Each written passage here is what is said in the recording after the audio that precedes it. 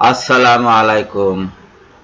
আমাদের সমাজের কিছু অর্ধশিক্ষিত এবং আধা পাগল লোক সূরা নূরের ৩০ নম্বর আয়াত দেখিয়ে বলে যে আল্লাহ পাক তো মুমিনদেরকে দৃষ্টি সংযত করতে বলেছেন, তাহলে মেয়েদেরকে কেন বোরকা পরতে হবে, মেয়েদের কেন পর্দা করতে হবে?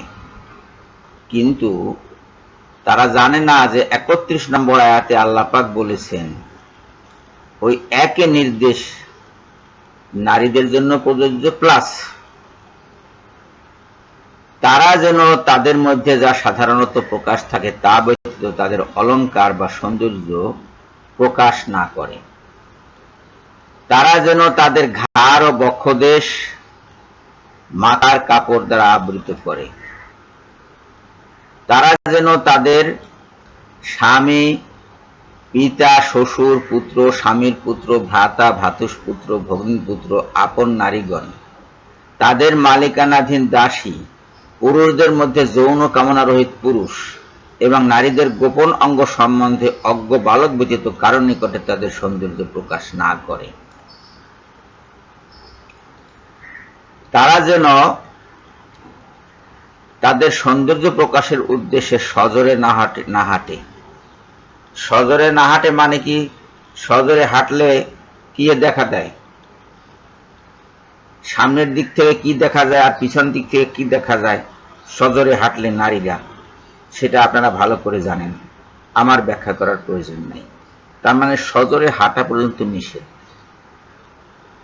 সমস্ত শরীর ঢাকার কথা বলা হচ্ছে এবং এইখানে যাদের তালিকা দেওয়া হয়েছে তাদের ছাড়া আর কারো কাছে তাদের সৌন্দর্য প্রকাশ করতে নিষেধ করা হয়েছে। তো সৌন্দর্য কোথায় থাকে নারীদের? প্রধানত মুখে। মুখটা ঢাকতে বলা হয়েছে।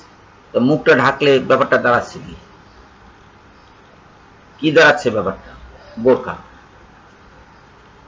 না, একেবারে আপাদমস্তক পুরোপুরি পর্দাবৃত করতে হবে এই কথা কোরআন বলছে না। কোরআন বলছে যা সাধারণত প্রকাশ থাকে তা ব্যতীত। সাধারণত কি প্রকাশ থাকে এই অংশের ব্যাখ্যায় হযরত মুহাম্মদ সাল্লাল্লাহু আলাইহি সাল্লাম বলেছেন, দুই হাতের কবজি থেকে আঙ্গুল, দুই পায়ের পাতা থেকে, দুই পায়ের গোড়ালি থেকে পায়ের পাতা বা আঙ্গুল আর মুখমণ্ডল, এই তিনটা অঙ্গ নারী খোলা রাখতে পারবে প্রয়োজনে। কিন্তু এইসব লোকজন যাদের এখানে তালিকা দেওয়া হয়েছে তারা ছাড়া আর কারো কাছে তাদের সৌন্দর্য প্রকাশ তারা করতে পারবে না। এইসব পুরুষদের সামনেও তারা এই সাধারণত যা প্রকাশমান সেইটুকু দেখাতে পারবে, অর্থাৎ কবজি থেকে আঙ্গুলের ডগা, গোড়ালি থেকে পায়ের আঙ্গুলের ডগা আর মুখমণ্ডল, এইটুকু তাদের সামনে প্রকাশ করতে পারবে। এই লোকগুলোর সামনে, অন্যদের সামনে নয়।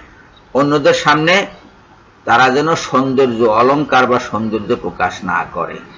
তো অলংকার কোথায় থাকে? কানে থাকে, তা কান দেখাতে পারবে না। নাকে থাকে, অলংকার নাকে থাকে, নাক দেখাতে পারবে না পরপুরুষকে। অলংকার গলায় থাকে, গলা দেখাতে পারবে না। এবং সে কথা বলা হয়েছে যে মাথার কাপড় দ্বারা ঘাড় ও বক্ষদেশ তারা আবৃত করবে। তো পুরোপুরি বোরকাই তো হয়ে গেল। এখন এই পাগলের দলটি যারা মনে করে যে তারা আলোকিত, তারা শিক্ষিত, তারা উচ্চ ডিগ্রি প্রাপ্ত, তারা সংস্কৃতি চর্চায় অভ্যস্ত, সংস্কৃত মনা, নাটক করতে অভ্যস্ত, তাদের ধারণা যে তারা সুপথে আছে, কোরআন বুঝেছে এবং কোরআন বোঝার কারণে তারা ৩০ নম্বর আয়াত মানে, কিন্তু ৩১ নম্বর আয়াত দেখেই না, পড়েই না। এদের কেউ যদি বলে যে নারীদের সারা শরীর ঢাকতে তো বলা হয়নি, তাহলে এই যে স্বামী, শ্বশুর, পিতা, হ্যাঁ, এদের সামনে কি শরীরের অঙ্গ দেখাতে পারবে? তারা কি, মেয়েরা কি বুক দেখাতে পারবে, বগল দেখাতে পারবে, উরু দেখাতে পারবে, নাভি দেখাতে পারবে, পেট দেখাতে পারবে? পিঠ দেখাতে পারবে মেয়েরা এদের সামনে? পারবে না তো।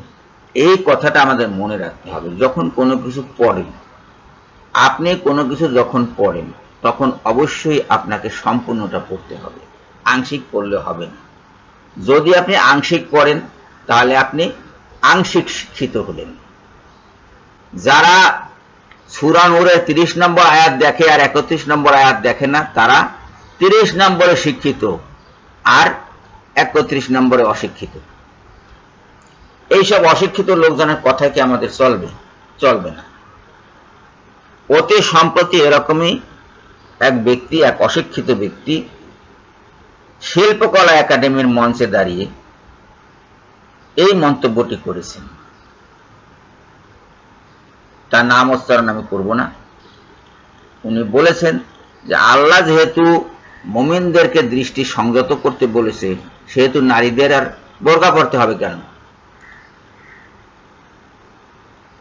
আচ্ছা, এই 30 নম্বর আয়াত কি হিন্দুরা মানবে?